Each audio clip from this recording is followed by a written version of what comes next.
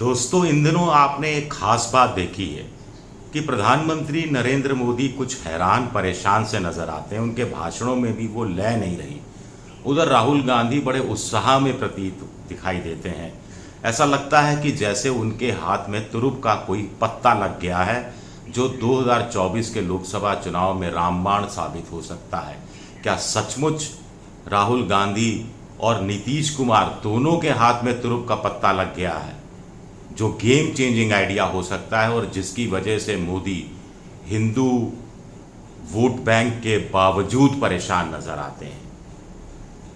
नमस्कार, मैं हूं आपका दोस्त विजय विद्रोही। आप मुझसे जुड़ चुके हैं, इसके लिए आप सबका तहे दिल से शुक्रिया। और अगले 8-10 मिनट में आपसे जुड़े रहने की कोशिश करूंगा। तो दोस्तों, आज बात करेंगे ओबीसी वोट बैंक की। आखिर राहुल गांधी के हाथ में तुरुप का ऐसा क्या पत्ता लग गया है, या राहुल गांधी को ऐसा कौन सा गेम चेंजिंग आइडिया मिल गया है, या राहुल गांधी को ऐसी कौन सी तरकीब मिल गई है जिससे वो 2024 का लोकसभा चुनाव जीत सकते हैं या मोदी को भारी मुश्किल में डाल सकते हैं। कुल मिलाकर सब कह रहे हैं कि 2024 का लोकसभा चुनाव कोई हिंदू वोट के सहारे नहीं जीतेगा, कोई मुस्लिम वोट के सहारे नहीं जीतेगा, दलित आदिवासियों के सहारे नहीं जीतेगा। जिसके हाथ में ओबीसी वोट ज़्यादा होगा वो चुनाव निकाल ले जाएगा। और इस मामले में अगर पुराने आंकड़े देखें तो बीजेपी के पक्ष में जाते हुए दिखाई देते हैं। लेकिन क्या 2024 में भी यही स्थिति रहेगी, ये देखना दिलचस्प रहेगा। पहले थोड़ा आंकड़ों की बात कर लेते हैं ताकि कहानी समझने में आपको आसानी हो। कांग्रेस को 1996 में ओबीसी में जो ऊंची जाति की ओबीसी है उसका 24% और ओबीसी में निचली जातियां की ओबीसी हैं उनका 27% वोट मिला था, जो 2019 में घटकर 13% और 15% रह गया। बीजेपी को 1996 में ऊंची जातियां ओबीसी 22%, निचली जातियां ओबीसी 17% वोट।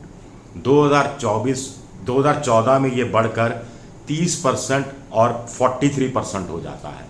लेकिन 2019 के लोकसभा चुनाव में बीजेपी को ऊंची जाति की ओबीसी का 40% और नॉन डोमिनेंट ओबीसी यानी नीची जाति ओबीसी का उसका 48% वोट मिलता है और बीजेपी धमाके से सत्ता में आती है। यानी और कुछ नहीं चला था, सब चला था ओबीसी का ये वाला वोट बैंक।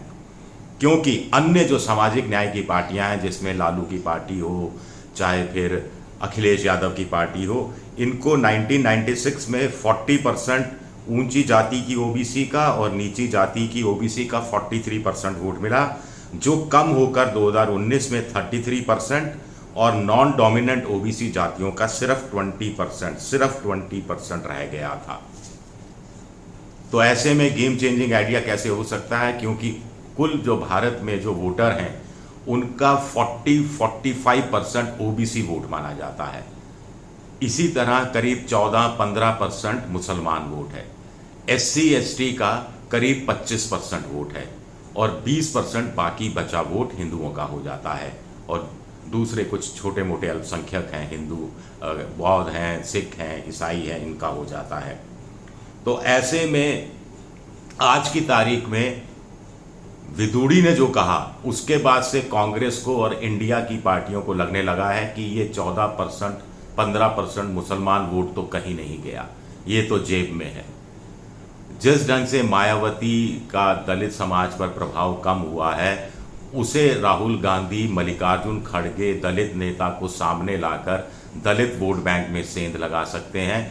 आदिवासी वोट बैंक में भी सेंध लगाई जा सकती है और इसके साथ साथ ओबीसी का जो 40% वोट है ये बड़ा महत्वपूर्ण हो जाता है, जिसके लिए राहुल गांधी बात कर रहे हैं। लेकिन यहाँ पर कहानी क्या है, बीजेपी को 48% नॉन डोमिनेंट ओबीसी का और 40% डोमिनेंट ओबीसी का वोट क्यों मिल गया, बाकियों को क्यों नहीं मिला? क्योंकि बीजेपी ने बड़ी चतुराई से काम किया। दूसरी सामाजिक न्याय की पार्टियां वो सिर्फ पॉलिटिकल आरक्षण के चक्कर में गई कि ओबीसी में शामिल पार्टियों को राजनीतिक आरक्षण ज़्यादा मिले, लेकिन बीजेपी ने आर्थिक सामाजिक आरक्षण पर जोर दिया और राहुल गांधी भी इसी तरफ कोशिश कर रहे हैं। उन्होंने नया एक मुहिम शुरू की है, उसके बारे में आपको बताऊंगा वो कैसे गेम चेंजिंग आइडिया हो सकता है। वो मैं आपको बताने की, समझाने की कोशिश करूँगा। सबसे बड़ी बात है कि राहुल गांधी ने अभी जो कहा कि 90 सचिव हैं, उनमें से 3 ही ओबीसी के हैं और इनके हाथ में 5% बजट है, तो वो उससे बात कर रहे हैं कि ओबीसी को आर्थिक क्षेत्र में और सामाजिक क्षेत्र में वो इंसाफ, वो न्याय नहीं मिल रहा जो मिलना चाहिए। इसके लिए राहुल गांधी ने हाल ही में इंडिया भर में जो कांग्रेस के, जो राज्य स्तर के, जिला स्तर के जो ओबीसी का विभाग का काम देखने वाले लोग हैं, उनको बुलाया और उनसे एक जायज़ा लिया जा रहा है कि आखिर जिला स्तर पर ओबीसी की शेयर कितना है, संपत्ति में शेयर कितना है, उनके पास कृषि भूमि कितनी है, सरकारी ठेके कितने को मिलते हैं, बैंकों से कितनों को कर्ज मिलता है, निजी शिक्षण संस्थाओं में भागीदारी कितनी है और खुद का रोजगार कितना है।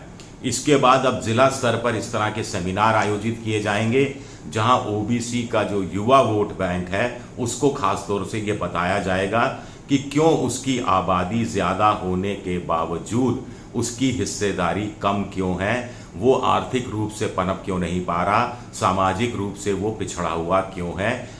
महंगाई और बेरोजगारी के दौर में ये 2 बातें रामबाण सिद्ध हो सकती हैं। और एक रामबाण की जो मैं बात कर रहा था वो सिद्धारमैया के पास है।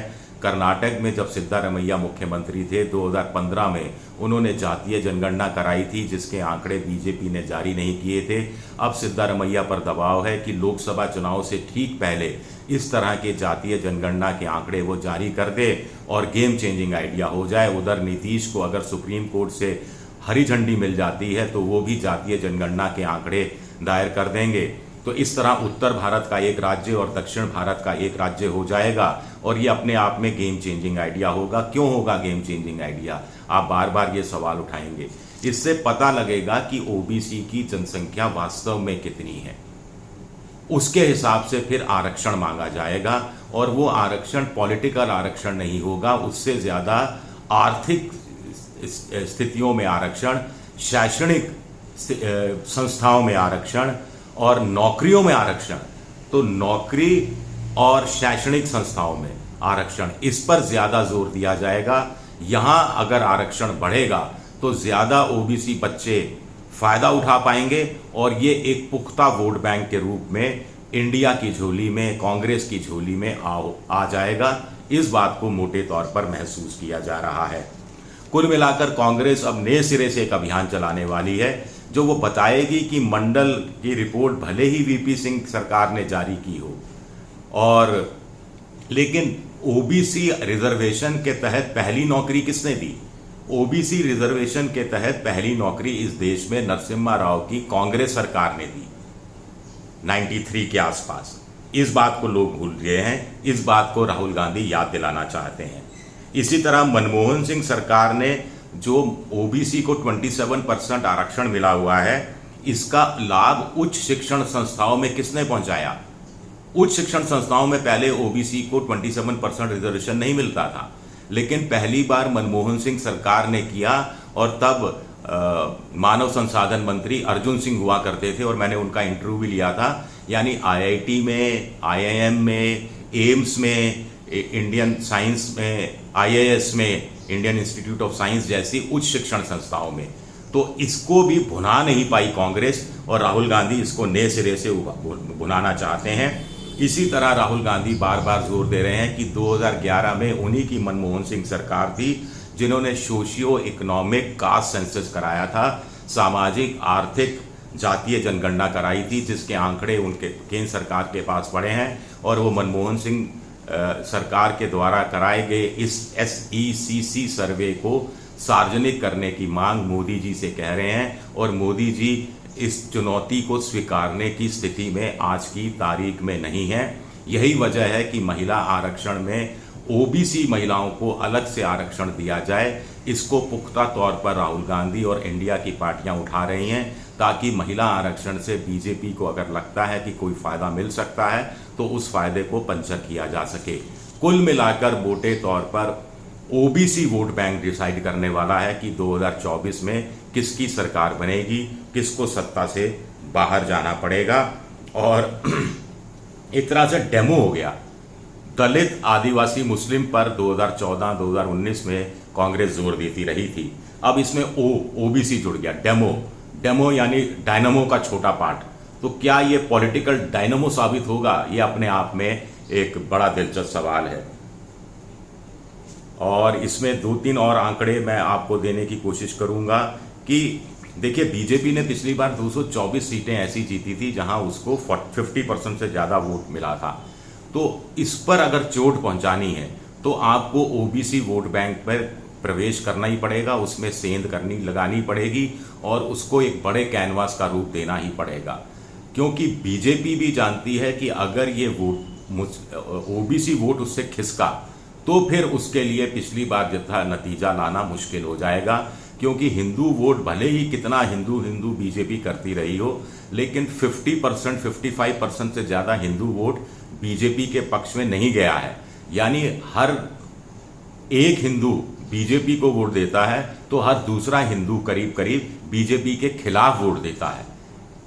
इस बात को भी राहुल गांधी समझ रहे हैं, इसलिए वो ये समझाने की कोशिश कर रहे हैं। हालांकि कुछ लोगों का कहना है कि राहुल गांधी को विस्तार से बताना चाहिए।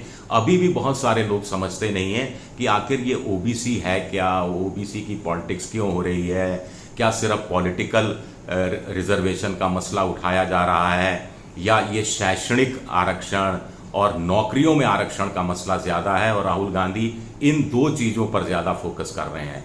देखिए, राजस्थान में जब जाट आरक्षण की मांग कर रहे थे ओबीसी में, तब मेरी बहुत से जाट नेताओं से बात होती थी। मैं उनसे कहता था कि आप लोग तो बहुत पढ़ी लिखी कौम है, अमीर कौम है, ट्रांसपोर्ट में बिजनेस में आपका बड़ी हिस्सेदारी है, शैक्षणिक संस्थाओं में बड़ी हिस्सेदारी है, फिर क्यों ओबीसी? वो कहते थे साहब हमें इसकी चिंता नहीं है, आर्थिक और सामाजिक आरक्षण की चिंता नहीं है, हमें तो पॉलिटिकल आरक्षण चाहिए। हमारे गाँव में एक सरपंच की कुर्सी पे दलित बैठ जाता है, ये हमें मंजूर नहीं होता, तो वो वाला आरक्षण चाहिए। बीजेपी ने वो आरक्षण दिया और उसको फायदा भी मिला। फिर बीजेपी विश्वकर्मा जैसी स्कीम ले आई है अब, जिससे उसको लग रहा है कि निचले तबके की ओबीसी जातियों का फायदा उठाया जा सकता है। तो इसी का तोड़ राहुल गांधी निकालने में लगे हैं, अभी से लगे हैं कि आर्थिक आरक्षण ज्यादा है, आर्थिक फायदा आखिर कितने ओबीसी को हुआ, इसका जवाब सरकार दे। इसी तरह शैक्षणिक संस्थाओं में कितने ओबीसी को फायदा मिला, इसका जवाब सरकार दे। इसी तरह रोजगार के क्षेत्र में, नौकरियों के क्षेत्र में ओबीसी वर्ग को कितना फायदा मिला, इसका जवाब सरकार दे। और ये जातीय जनगणना करके, सेंसस करके ही हासिल किया जा सकता है। राहुल गांधी को पता है कि वो जो ओबीसी की बात करेंगे तो पीछे पीछे दलित भी चले आएंगे, आदिवासी भी चले आएंगे और मुसलमान तो खैर सबके सब अब इंडिया का साथ छोड़कर जाने वाले कहीं नहीं हैं। ये बात भी पूरी तरह से समझ में आ गई है। इसी बात को मोदी जी भी समझ रहे हैं, मोहन भागवत भी समझ रहे हैं और उनको फिर वही धर्मांतरण, वही फिर एचएम एक कोड वर्ड है संघ में, एचएम यानी हिंदू मुस्लिम, एचएम ही करना है और हिंदू मुसलमान ही करना है, वही धर्मांतरण करना की बात करनी है, वही लव जिहाद की बात करनी है, वही उग्र हिंदुत्व सनातन, ये सारी बातें करनी है। इसका तोड़ ओबीसी है। क्या राहुल गांधी अपने मकसद में कामयाब हो पाएंगे? बड़ा सवाल उठता है। शुक्रिया मेरा ये वीडियो देखने के लिए। पसंद आए तो लाइक कीजिए, सब्सक्राइब कीजिए, शेयर कीजिए और घंटी जैसी आकृति बेल आइकन दबा दीजिए ताकि नया वीडियो आए तो तत्काल आपको जानकारी मिल जाए। विद्रोही 7 मेरा ट्विटर हैंडल है, विजय विद्रोही 7 के नाम से मैं इंस्टाग्राम पर हूँ और फेसबुक पर हूँ, विजय विद्रोही पेज है मेरा फेसबुक पर। मुझे सब्सक्राइब और लाइक ज़रूर कीजिए और मेंबरशिप ड्राइव में भी आप जा सकते हैं, थोड़ी मदद भी कर सकते हैं। शुक्रिया, बहुत बहुत शुक्रिया।